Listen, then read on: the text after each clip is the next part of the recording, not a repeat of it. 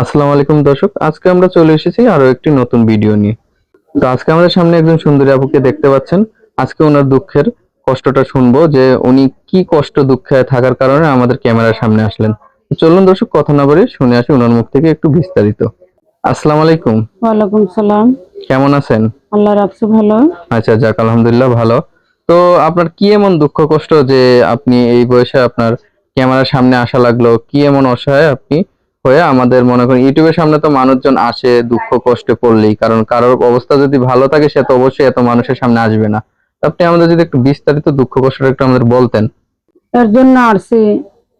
এই এক জায়গায় খুব গরিব ঘরের মেয়ে, আমি এক জায়গায় বিয়ে হয়েছিল। আচ্ছা। বিয়ে হবার পরে মাসে কেন সংসার করছি না, লুচ্চা নিশা খায়, এর জন্য তারে তালাক দিয়ে আমাকে সে চলে গেছে আর একটা বিয়ে করে। এখন আচ্ছা। মা নিয়ে, ছোট ভাই নিয়ে খুব কষ্টের মধ্যে আছি। এর জন্য প্রতিবেদনে দাঁড়াইছি, যদি কোনো ভালো ভাইয়েরা আমাকে বিয়ে করতে চায়, সারা জীবনের জন্য পাশে রাখতে চায়, আচ্ছা। অর্থ চাই না, সম্পদ চাই না, শুধু তার ভালোবাসা চাই, তার সেবা যত্ন করব, আচ্ছা। তার আচ্ছা, পাশে আমি সারা জীবন থাকবো। মানে দু মতো ডাল ভাত খাওয়ালেই হবে, কোনো টাকা না, পয়সা লাগবে না। না। আচ্ছা। তো আপনি আমাদের একটু বলেন যে সংসার করলেন, বিয়ে হয়েছে যেহেতু, কয় মাস করছিলেন? এই মাস 20-25 দিন সংসার করছিলাম। আচ্ছা, আচ্ছা। এর ভিতরেই দেখতে পাচ্ছেন, তা আগে দেখলেন না যে ছেলেটা খারাপ? আগে মা জানছিল না, মাকে ভুলাইয়ে ভালাইয়ে বিয়ে করছিল। আচ্ছা। তারপরে মানে গরিব লাস্টে হলে আমি যা হয় আর কি, যে খোঁজ হম খবর নেওয়ার বা কোনোরকম কিছু নেই। হম তো ভালো কোথাও বিয়ে দিলে তো ভালো হইতো না, একটু যাচাই বাছাই করে দিলে? এখন যাচাই বাছাই করে বিয়ে দেবে, যে অর্থ লাগবে, সম্পদ লাগবে। এখন বিয়ে বিয়ে যে কোনো একটা ছেলের কাছে বিয়ে হইতে গেলে আচ্ছা। ছেলের যদি লাখখানে টাকা লাগে, নিজের তো 20,000 টাকা খরচ করতে হবে। হ্যাঁ, হ্যাঁ, তা তো ছোট অবশ্যই। ভাইটারে মাদ্রাসায় পড়াই, খুব কষ্ট হয়। মা একটা বুড়া মানুষ, মার্ডারে চালাই, খুব কষ্ট হয়। আচ্ছা, তো এখন কি কাজ করেন আপনি? এখনই যে মানুষের বাসায় কাজ করি, আবার একটা সেলাই মেশিন আমার আছে। সেলাই মেশিনটা আজকে কিছুদিন হয় নষ্ট হয়ে রয়েছে। আচ্ছা। এখন আর পারি না, এখন যখন যেটা পাই সে এখন সেইটা করে সংসারটা চালাই। আচ্ছা, আচ্ছা, বুঝতে পারছি। তো দর্শক ভাইরা, আপনারা তো শুনলেনই ওনার দুঃখ কষ্ট। তো আপনার নামটা একটু কি যেন? আমার নাম ফাতেমা।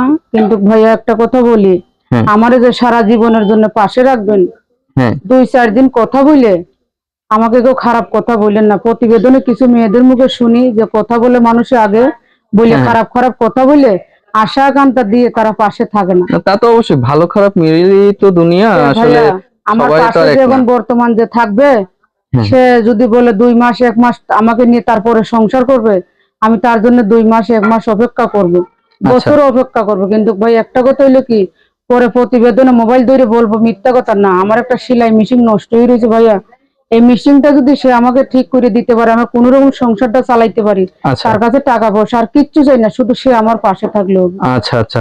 তো দর্শক ভাইরা শুনলেনই তো, উনি আসলে খুবই গরিব, অসহায়, আর উনি অনেক ভদ্র একটা ফ্যামিলির মেয়ে। দেখছি গরিব হলে কি হবে, ভদ্র ভালো একটা মেয়ে। তো অসহায়ত্বের কারণে আজকে ক্যামেরার সামনে আসছে। তো আপনারা যদি ওনার সাথে যোগাযোগ করতে চান, আপনাদের যদি দয়া মায়া হয়, তাহলে ওনার সাথে একটু যোগাযোগ করবেন। ওনার ফোন নাম্বারটা আমি মুখে বলে দিব, এমনকি স্ক্রিনও দিয়ে দিব। আপনার ওই নাম্বার দিয়ে ওনার সাথে একটু কথা বলে নিবেন। আপনাদের হাতে ধরে পায়ে ধরে আমার কখনো কেউ আপনারা খারাপ কথা বলবেন না। যদি আমার পাশে থাকেন, আমাকে নিয়ে সংসার করেন, তারপরে আমাকে খারাপ কথা বললেন, আমি মানি নেব। এর আগে 2-4 দিন কথা বলে আমার সাথে খারাপ ভাষা কথা বলার জন্য আপনারা আমার কাছে তো ফোন দিয়েন না, আমাকে বিরক্ত করেন না।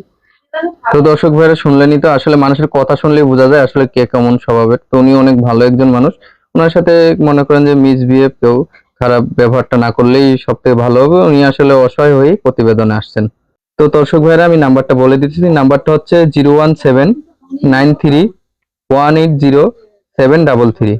তো এই নাম্বারটা আমি স্ক্রিনেও দিয়ে দেবো, আপনারা একটু কষ্ট করে এই নাম্বারটা নিয়ে ওনার সাথে যোগাযোগ করতে পারবেন। তো দর্শক ভাইরা, আগেও আমি বলছি, এখনো বলে দিতেছি, উনি আসলেই অনেক একজন গরিব একটা মেয়ে, অসহায় হয়ে ক্যামেরার সামনে আসছে। অনেক ভালো একটা মেয়ে, না হলে কিন্তু প্রতিবেদনের সামনে আসতো না, অনেক কষ্টে দিন কাটাচ্ছে।